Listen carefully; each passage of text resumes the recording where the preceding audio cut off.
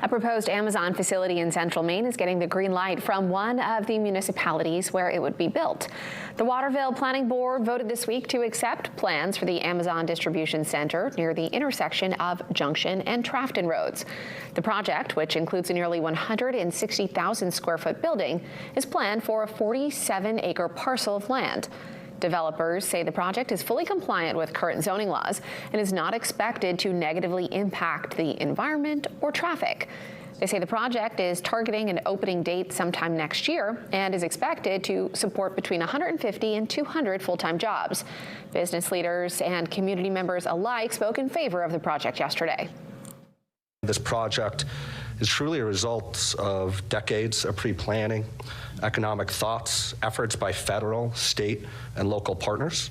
It harmonizes operational logistics and is aligned with municipal statutory objectives and ensures land use compatibility and conforms with really the community's economic viability and vision for the corridor.